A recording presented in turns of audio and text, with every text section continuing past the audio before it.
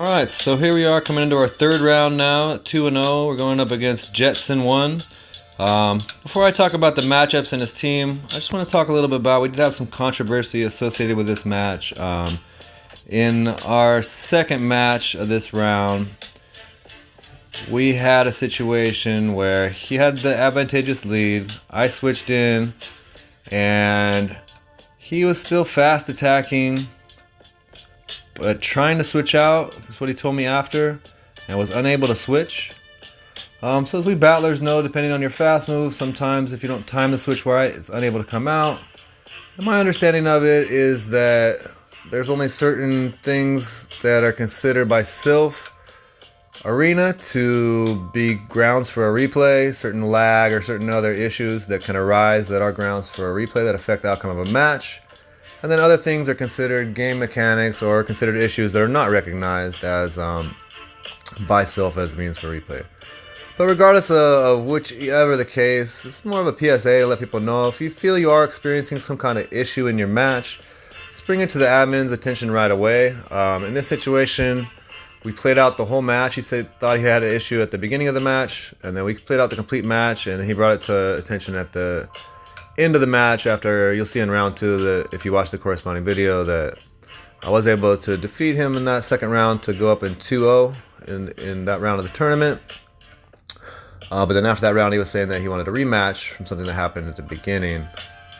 And my point on my side of the story was, well, twofold. That I didn't necessarily know that his inability to switch was necessarily means for a rematch. But that notwithstanding, that even if he had lag or something else at the beginning of the match, for him to still play out the rest of the match and give himself an opportunity to win and then want to replay it didn't seem fair to me. We ended up not replaying the match, so we ended up moving on to the third round. But let's go ahead and dive into the team comps here. So first thing I started out with, which I've been trying to run this tournament, I like coming in with a spicy off meta to throw opponents off guard a little bit, was the Ferrothorn. And looking at JETSEN's team, this is probably the best one Ferrothorn had to match up with against the whole time. As I've told you guys that my Ferrothorn does defeat Steelix. IV spread I have, he'll get the job done. Giraffe rig, almost everything the giraffe has, not almost everything, everything the giraffe has is going to be resisted. Those thunderbolts, all those psychics, and confusions, it's all resisted, and Ferrothorn is throwing back unresisted stuff in return, so that's a nice juicy matchup for you. Mawile, you don't really want to see Mawile at all. It's definitely not a green matchup, but it's not too bad. I'm going to put that one in as yellow coming down from Mawile into the Thorn. It's single digit HP that Mawile will come out with in the zero shields.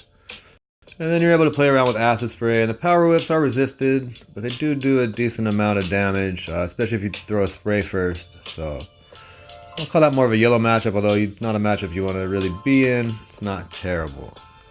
On the other hand, the most dark red color will have to go for the Aloha Marowak matchup, especially if he's got Fire Spin coming down. You do not want to see that at all whatsoever. No bueno. Fire Spin Whack will destroy Ferrothorn. Any kind of fire moves really are going to be super duper effective, right? So our next matchup we're looking at, this is the Confusion user you want to see also, either Giraffe Rig or Claydol. He actually brought them both. Also suspect with the two guys that could have Confusion, maybe Claydol's running Mud Slap or maybe some other kind of spice involved in that pick, so I'll keep my eye out there. And then Poliwrath can pose a threat to you if it's got Dynamic Punch, but even that variation, Ferrothorn does pull out the win in most cases, and really that's one of the reasons I ultimately brought Ferrothorn, is because most teams were bringing Poliwrath as either their only fighter or definitely as one of their fighters. And when one of your steals can beat one of their fighters, it generally tends to give you a bit of an advantage. So again, in my analysis, I generally tend to focus on the positive matchups. So I'm going to get rid of those red and yellow lines and just bring back the green that my Ferrothorn has covered. And my next mod I'm going to be bringing in, because they do seem to color each other very well, especially in this cup, is the Poliwrath. Poliwrath gives us a little bit of extra backup against the Steelix. Ferrothorn can take out Steelix, and so can Poliwrath. Steelix is one of those soft kind of Pokemon where it's hard for anything to really beat him super convincingly. That Earthquake has something for almost everybody, or that Crunch. But both of them had that matchup in almost all shield scenarios. We're good there. Polyrath does not want to see the Giraffe, the Thunderbolts, the Psychic, and the Confusion. It wanted nothing to do with any of that. So we're going to avoid that for now. We do have that Mawile matchup. Nobody really wants to see a powered up Mawile, but and that Play Rough, if it's on there, can definitely do work to Polyrath. But that's your matchup. If you got Polyrath versus Mawile, you're in business. Alolan Marowak, same deal. I got Bubble Wrath here. And if it's Fire Spin Whack, it's GG's. If it's Hex Whack, you're looking pretty good as well. So regardless, they're starting to fill up a lot of green on the screen here. Claydol, you can get him good with Ice Punch. Or again, if he's coming in and you're already powered up, a powered up Ice Punch is going to do a lot to a Claydol. But you really don't want anything to do with those confusions. Or if he's got Psychic on there, or even the ground moves do a decent amount. And Polyrath versus Polyrath. I'm actually going to make this into our first yellow matchup here because, yes, the mirror, if he has the same moves, is gonna be neutral. But my moveset of Power Up Punch and Ice Punch on my Polyrath is the worst in the mirror matches. So I'm going to make that one a yellow match. And then Claydol, like I said, is pretty red, although you do have something for him. And as well as Girafarig is definitely a dark red match. So again, we're only going to be focusing on what our Pokemon are doing well to make sure we've got everything covered. And you can see at this point, just between those two Pokemon, I've got at least one green line to everything on the other side. So I'm feeling pretty confident. And looking at my other Pokemon that I can bring in, Bastiodon, I really brought him for ghost heavy teams. Anything that's heavy with ghosts, Bastiodon does really well. Although he does beat the confusion users as well. And Mawile definitely cannot tank a flamethrower. Mawile does better in that matchup. But overall, I didn't really like Bastiodon. Didn't think it really filled the needs that I had right now. Same with Cresselia. I felt like between the mirror match and Ferrothorn, I had what I needed on his fighter. And Dusclops is a fun matchup for Cresselia, but I didn't see anything there that I needed Cresselia for. Did entertain the thought of running double fighter. I definitely thought about running Polyrath and Primate both with Ferrothorn. That's the advantage. They don't have a counter user. You can kind of come with these little more off-the-wall matchups if your Steel beats their fighter. But ultimately decided not to do that. Ultimately decided to have more of a safe switch or more of a lot of neutral matchups with the Alolan Marowak. Steelix in the Alolan Marowak is more of a neutral matchup. I've got Fire Spin Whack, so if you take an Earthquake, you're done for. And those crunches do a lot to you as well. But those Fire Spins are doing a lot in return. The Bone Clubs are super effective, even though it's a funky little weak move. And if you can get a Shadow Ball in, you're feeling pretty good too. So still going to keep that a yellow matchup. It does favor Marowak a little bit in my opinion, but it's not really one that you necessarily want to be in. Coming into Girafarig, Marowak got that. It's going to be another green here. It's going to be good to go with Girafarig. Fire Spin's not resisted. The Giraffe does beat most of the ghosts, but in this case with Alolan Marowak having access to Fire Spin and Bone Club, both of those not being resisted, and the Giraffe's going to actually go down to Fire Spin Whack. Looking into Mawile, this is going to be another yellow matchup. Bone Club's super effective. The Fire Spins are doing work. But those bites are really going to hit you hard at Alolan Marowak. And if you're coming into a powered up Mawile, it's going to be trouble for you. The mirror match again to me is going to be a yellow, especially if it's a Hex Whack. You're going to be at a disadvantage. Although, in the one shield scenario, you'll both get to a Shadow Ball and a Bone Club, being that the energy cost is actually 90 energy there. So you're going to get there with 9 Fire Spins, and you're also going to get there with 9 Hexes. You're going to have 99 energy with Hex, and you're going to have 90 with Fire Spin. So the one shield is not a bad scenario.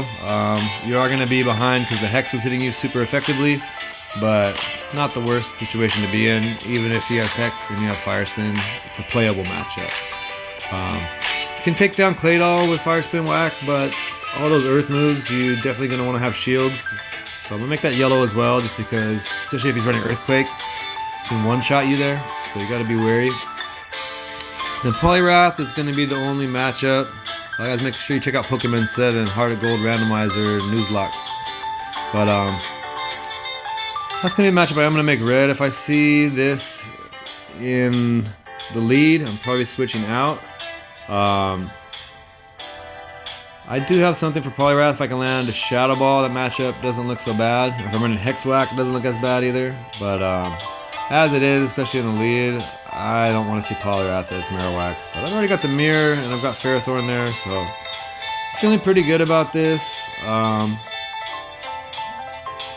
Let's see where it goes against Jetson in round 3 of my tourney in San Diego. Getting into the battles here against Jetson. This is the first game of round 3. You see I get the Poliwrath lead right into Mawile, so I'm looking good right off the start. Get a bubble in as he switches out, and he's going to switch into his Poliwrath. And with the energy lead, actually looking good in this matchup, but I do like my Ferrothorn, so I'm going to switch out.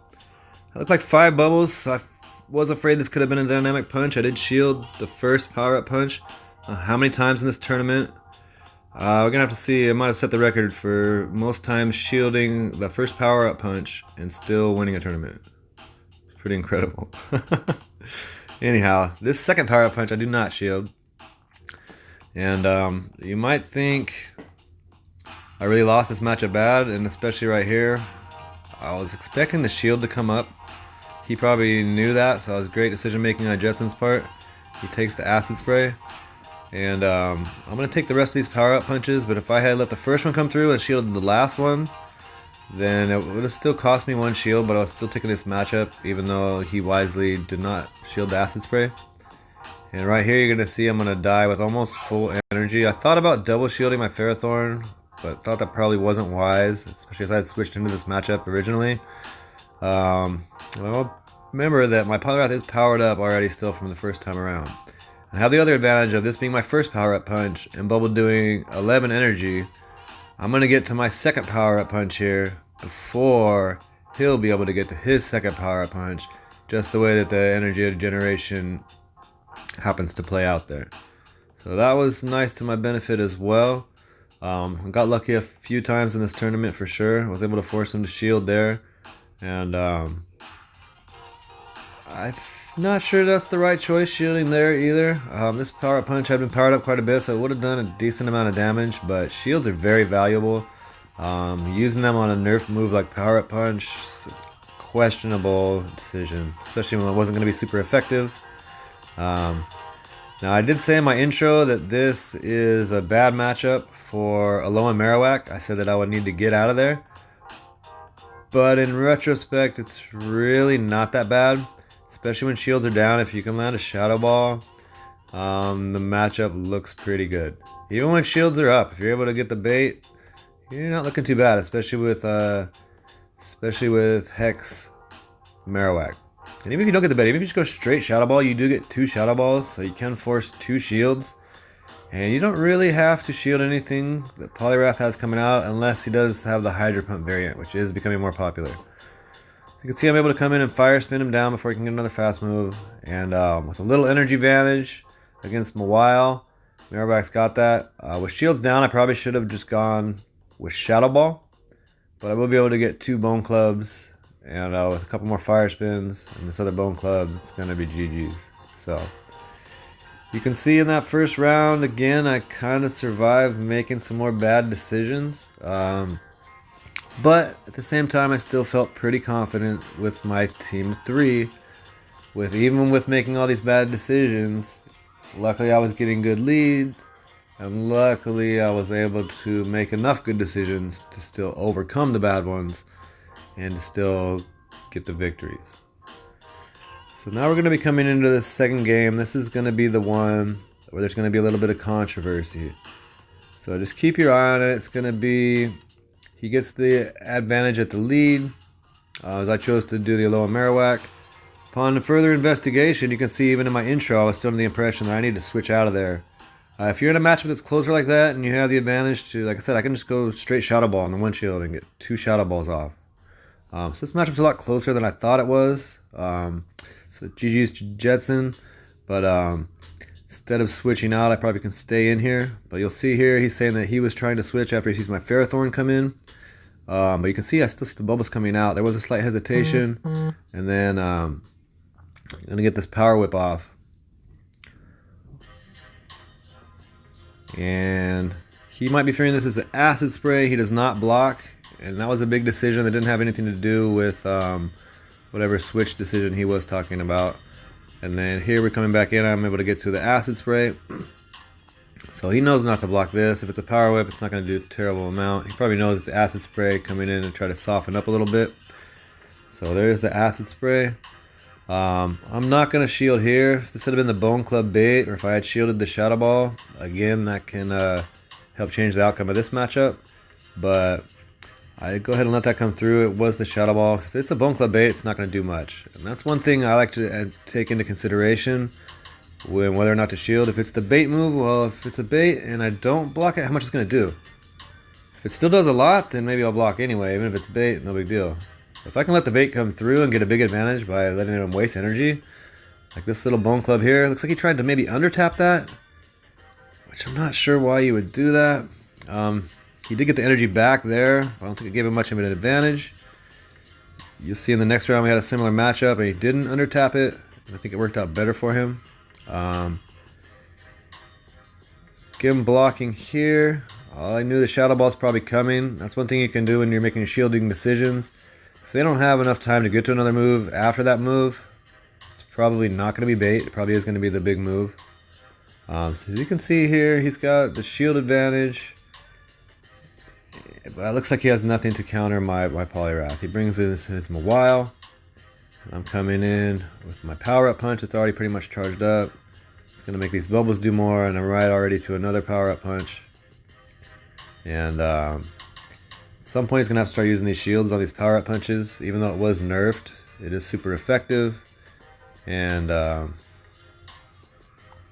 going to see it gets to it really fast. These bubbles are giving you 11 energy each time. So you need 4 for the first one, 3 for the second one each time. Adding up, getting those power punches real quick. And surprised I never did Bubble Wrath. I was always salty that I didn't have a Legacy Mudshot variety. So I had never built my Wrath until this cup. But Bubble Wrath is a nice boy. You can see he gets to this other power-up punch here. And he is going to dispose of him a while. Like I said, it is a pretty close matchup. Sometimes these fighting types are considered a counter to Mawile, but since he's mostly using Bubble, he's not going to do that much. And wasn't until this point that Jetsen really brought it to my attention and said, hey, didn't you hear me say that I was trying to switch at the beginning? And I don't want to rehash all that went on, but essentially I said, well, I heard you mention that you're trying to switch, but I thought you were trying to count my moves, and I thought you were trying to switch out before that power whip came in. He said, no, I was trying to switch, but the game didn't let me switch. I said, well, I don't think that was the deciding factor of the whole match. And, you know, again, I told him, like I said in my intro, that I didn't really feel it was fair. He gave himself the opportunity to still come back and win that match, regardless of whatever glitch he experienced at the beginning, and then to wait to the end to try to say he wants to redo. So, ultimately, we did not redo the match. We ended up coming in again. This is going to be considered the third round. And again, you're going to see it play out similarly to the second round. I'm going to switch out into Ferrothorn. This time he is going to stop his fast move. You can see I get a couple of bullet seeds in, but he is able to switch. So I get the acid spray again. It's playing out very similarly, but instead of the bubbles keep coming in, you see he does stop and switch out. So be a note to players. Sometimes it does pay to take that extra second, especially if you're used to the old mechanic of under tapping and things like that, to really be kind of patient for a half of a split second in some of these decisions to make sure you're getting it right. As you can see, I get to the power whip here, which does do a decent amount after the acid spray has landed. You can see it does a pretty okay chunk there, even though it says not very effective with the acid spray lowering 2 stages. It's almost like it being super effective, so not a bad move to hit him with. Here you see he does not under tap the Bone Club. I am able to survive, but just takes the 1 more hex, and he does take me down before I can get to another charge move. So again, kudos to him and being much quicker on all of his switches and everything on this third round. I come into my whack again here, and could be a Shadow Ball. There's a lot of shield pressure there with Marowak. That's one reason he's so good. And when you throw out that Bone Club, it would still have been super effective, but Oh, so much less than that Shadow Ball. Now, it looked like I was a little bit slow on reaction time there. I think I maybe could have gotten that Bone Club before he gets off this move. I do double shield, double Bone Club, so I think that was the biggest reason that he was able to defeat me in this round. Poor choices on the shielding, and of course the poor lead, but you can come back from a poor lead. A lot of the decision making in this PvP comes down to making quick decisions and making informed, smart decisions. So, as you can see, that wasn't always the case for me in this tournament, but I did have a pretty good showing. A lot of it does come down to, as well, team composition and building your team of 6 and your lines of 3 and practicing those, which I did do a pretty good job of for this meta, although it might not show so much in a lot of these matches. I did put a lot of work into my team and into practice as well. So you can see we're coming back into the Poliwrath versus Poliwrath matchup here. And both running that Power Up Punch. Power Up Punch allows you to... Ice Punch makes you beat most of the ghosts, which is what in my opinion, gave Poliwrath so much value in this cup. A fighter that can come in and really take care of business against most of the ghost type Pokemon is really something that's really nice to have on your team. Just like it was nice, like I was saying, to have Ferrothorn, who's a steel type that can beat the top fighter. It's nice to have a fighter that can beat a ghost. And nice while I also brought Primeape. He doesn't beat a lot of the psychic types, but that Night Slash sure is nice to have when they come in to counter you. So, see it come down here in this matchup. Poliwrath versus Poliwrath, and you'll notice sometimes it's 3 bubbles in between, and sometimes it's 4 bubbles in between those power up punches. And this matchup a lot of time comes down to momentum, and if somebody can get an energy advantage, then that's really what's gonna carry this matchup for you. Or sometimes it will come down to CMP if it's coming down at the beginning. And interesting new development in CMP with aggressive tapping. If you haven't looked into that, make sure you're going back to the old days when you had to tap to charge up your charge moves. And start wearing that tap hole inside your phone again, okay guys? See, I can barely get to the Bone Club there, but it does not go off. Wouldn't have mattered. I was trying to go for the Shadow Ball. Bone Club would not have KO'd. I didn't have enough to get there, so GG's.